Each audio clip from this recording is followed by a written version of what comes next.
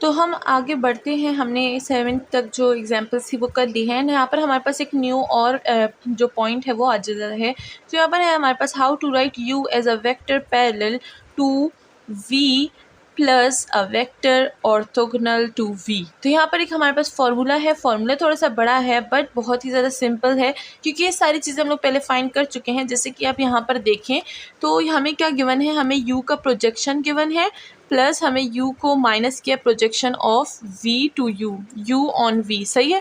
तो ये हमारे पास इस तरह से गिवन है। अगर हम लोग इसको देखें तो यहाँ पर हमारे पास क्या है, ये है u और v का डॉट प्रोडक्ट एंड साथ में हमारे पास u का डिस्प्लेसमेंट स्क्वायर है, साथ में v है एंड फिर हमें प्लस करके एक और न्यू चीज़ गिवन है। ठीक है। तो ये हमारे पास है parallel to v and orthogonal to v। ठीक है। दोनों का जो फॉर्मूला है दोनों को प्लस करके लिख दिया है एंड यहाँ पर हमारे पास एक एग्जाम्पल भी है इस चीज़ की। तो चलिए एग्जाम्पल सॉल्व करते हैं। तो हम आ गए हैं बोर्ड की तरफ। यहाँ पर हम लोगों ने एग्जाम्पल 8 लिख ली है। यहाँ पर हमें देखिए, मैंने यहाँ पर फॉर्मूला पहले से लिखा हुआ है ताकि मैं आपको समझा सकूँ।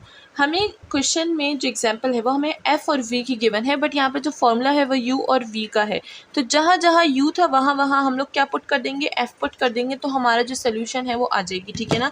इसी के साथ चलिए चलते हैं, स्टार्ट करते हैं अपनी जो एग्जाम्पल है। तो यहाँ पर हमारे पास देखिए f और v गिवन है, तो मैं इसका फॉर्मूला किस तरह से लिखूँगी, यहाँ पर देखिए ये वाला फॉर्मूला लिखूँगी मैं। ठीक है। चले मैं यहाँ पर लिख देती हूँ।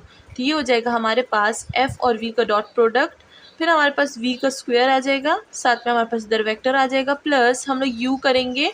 तो देखिए जो हमारे पास u है वो तो नहीं है, f है, तो हम लोग यहाँ पर f लिख देंगे। f माइनस ये हो जाएगा f और v का डॉट प्रोडक्ट एंड साथ में v का स्क्वायर एंड साथ में हमारे पास v का वेक्टर आ जाएगा। तो इस तरह से हमने फॉर्मूले को फॉर्म कर दिया है।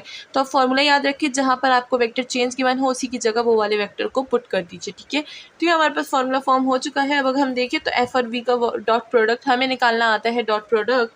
तो हम लोगों ने f और v का अगर हम लोग डायरेक्ट डॉट प्रोडक्ट निकालें तो हमारे पास क्या आ जाएगा, हमारे पास आ जाएगा 5। तो हम लोग यहाँ पर 5 लिख देंगे। क्यों? क्योंकि डॉट प्रोडक्ट हमने काफ़ी ज़्यादा एग्जाम्पल्स में निकाल लिया है, तो इस वजह से हम लोग यहाँ पर थोड़ा सा डायरेक्ट कर देंगे। ठीक है। क्योंकि हमने यहाँ पर 5 लिख दिया क्योंकि इन दोनों का डॉट प्रोडक्ट 5 है। और अगर हम लोग v का स्क्वायर ले लें तो v का स्क्वायर हमारे पास 10 बनता है। तो यहाँ पर हम लोग 10 लिख देंगे एंड साथ में v जो है वो है 3i माइनस j। ठीक है। एंड प्लस करेंगे u हमारे पास, मतलब जो f है वो हमारे पास क्या है, f हमारे पास है 2i plus j minus 3k। ठीक है। एंड इसी के साथ इसको माइनस कर देंगे। अच्छा मैं यहाँ पर लिख दूँगी, वहाँ पर जगह नहीं है तो मैं यहाँ पर लिख दूँगी। ठीक है। तो हमने क्या करना है, u और v का डॉट प्रोडक्ट निकालना है। तो डॉट प्रोडक्ट इन दोनों का क्या था, इन दोनों का डॉट प्रोडक्ट था हमारे पास 5 एंड नीचे v का स्क्वायर क्या था 10, वही चीज़ आ जाएगी और v आ जाएगा हमारे पास 3i माइनस j। ठीक है। मैं ऐसा करती हूँ, ये जो पूरा है ये यहाँ पर लिख देते हैं क्योंकि ऐसे फिर कंफ्यूज हो जाएंगे आप लोग। ठीक है। तो यहाँ पर मैं इसको चेंज कर देती हूँ। तो देखिए यहाँ पर क्या है, हमारे पास प्लस है, फिर हम लोगों के पास u है यानी f।